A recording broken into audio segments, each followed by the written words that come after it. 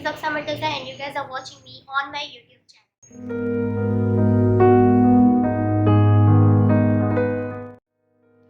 So, as you all read by the title or somehow आप लोगों ने थोड़ा बहुत अंदाज़ा लगा लिया होगा कि what I'm gonna tell you today. Basically, I'm sharing an article which is from Nina Susan Thomas. ये जो पूरी आर्टिकल है नीना सुसन थॉमस की, इसमें जो है इंटरव्यू लिया गया था अ ग्रुप ऑफ रेपिस्ट से या डेट रेपिस्ट से जो है पूरा इंटरव्यू लिया गया. उनसे पूछा गया, उनसे क्वेश्चन ये था कि what they look for in a potential victim.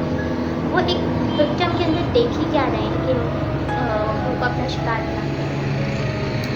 जो फैक्ट्स थे, जो रियलिटी थी, जो इन रेपिस्ट ने खुद से बताया है कि आई थिंक कि मुझे भी नहीं पता कि ये चीज़ें बहुत सर्कुलेट तो कर रही हैं सोशल मीडियाज़ पर, बट यही बात है कि इस तरह की चीज़ें काम की चीज़ है ना, तो ये स्क्रॉल आउट हो जाती है, ये पढ़ता कोई नहीं है. So yes, without any further do, let's just get it. The first thing men look for in a potential victim is hairstyle.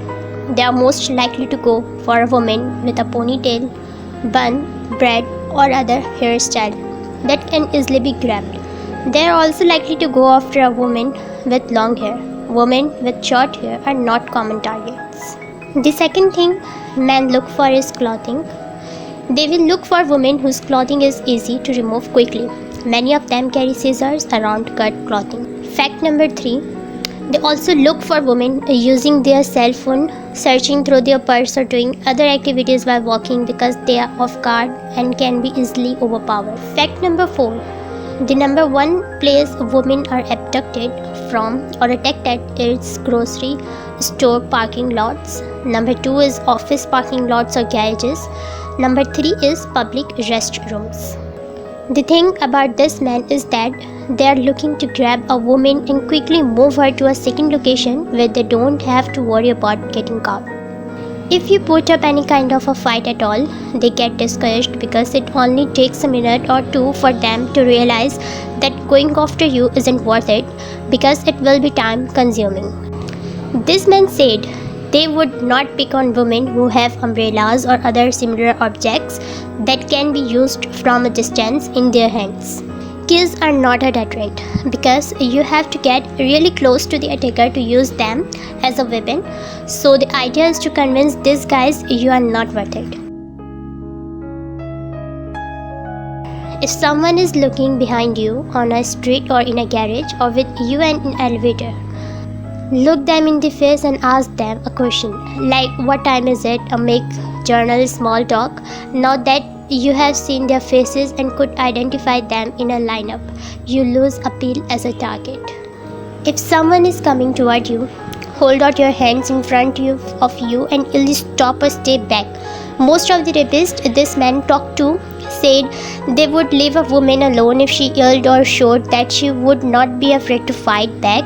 Again, they are looking for an easy target. If you carry a paper spray, yelling I have paper spray and holding it out will be a deterrent. If someone grabs you, you can't beat them with strength, but you can do it by outsmarting them.